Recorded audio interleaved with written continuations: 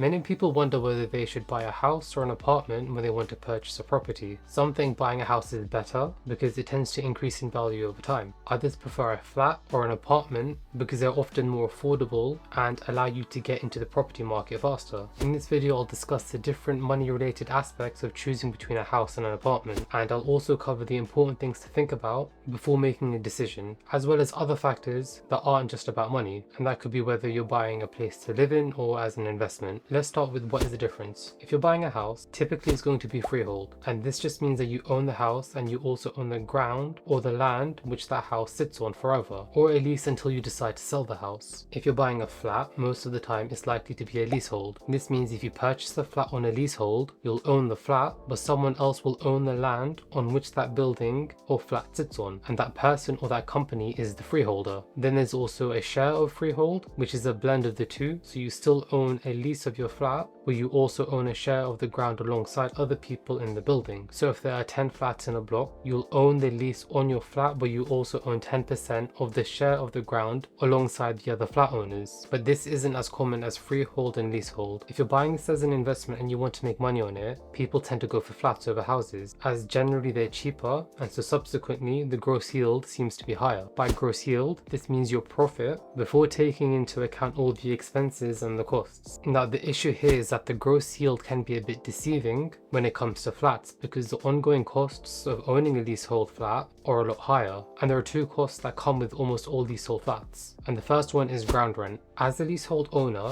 you'll own the flat for a specific period of time, and this can be typically up to 80 years. The freeholder will own the ground that the flat actually sits on. This means you have to pay the ground rent to the freeholder because you're essentially a tenant and you don't own the actual land. In more recent times, ground rent has started to become more and more expensive, and this is reviewed every few years according to whatever is in the lease. So you want to check in your lease what you'll be paying for ground rent beforehand, because this can really add up. When you live in a leasehold flat, you need to be aware of the second big cost, which is the service charge, and this cost can be quite high. When you own a house, you're responsible for all the repairs and the maintenance. That could be like fixing the roof or fixing the boiler or taking care of your garden. You can choose your own workers and find the cheapest options and decide how and when to do the work. But it's different with the flat. You're responsible for what's inside your flat. Everything outside, like hallways and the gardens and the parking areas, that's the responsibility of the person who owns the building, which is the freeholder. So they'll take care of these shared areas and pay for any repairs or maintenance that's needed. However, they charge you, the leaseholder, a service fee because they're doing it for the whole building. Since it's a big job, it can end up being quite expensive, and you can't control how much it will cost. So for example, if something breaks down in your building, it can cost a lot of money to fix it. The freeholder will pay for the repairs up front and then divides the cost among all the flat owners in the building, including you. These are the two main hidden costs to think about when buying a place. Whether you plan to live there or to invest in it, you need to make sure you've set aside money for these costs in your budget. Whether it's for your own home or an investment, you should consider these expenses to see if it's a smart financial choice in terms of making money from it later on. Now, in terms of maintenance, a flat might cost less to buy up front,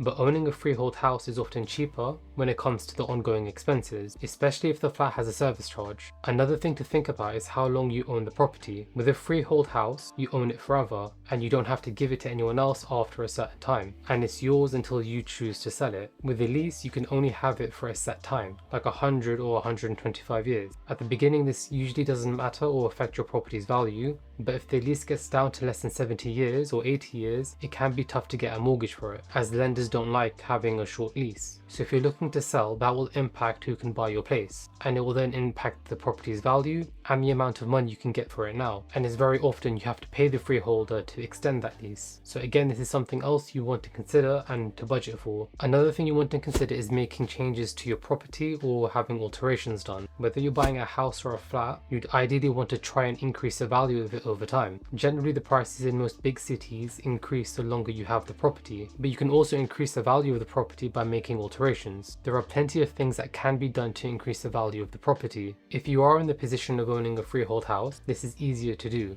Depending on the home improvements you want to make, you may need to get approval from your local council, but overall and in general, you'll have a lot more freedom to make those changes and add to the value of your property. However, with a leasehold flat, you need to get permission from the local council, but then you also need to get permission from the freeholder to make any alterations or changes, and that just adds another layer of friction. Now, there are some non-money factors to bear in mind. If you're buying this place as somewhere for you to live and you don't really care about any income, income or any kind of capital appreciation or how much the price goes up in value, then it doesn't really matter. You should look at things that make you happy and go for a place that you'd like to live in and call home. If you just want peace of mind of owning a place rather than renting, then flats are generally cheaper, but you do want to take into account all the costs of the maintenance. It's also worth thinking about how your property is positioned. So for example, how much natural light the property gets. And usually having a south facing garden or apartment means you'll have more hours of sunlight, meaning you can make more use of natural light. And then of course think about the neighborhood and how easy it is to get to local shops. Now those are just a few things to consider when deciding to purchase a house or a flat. Thanks for watching.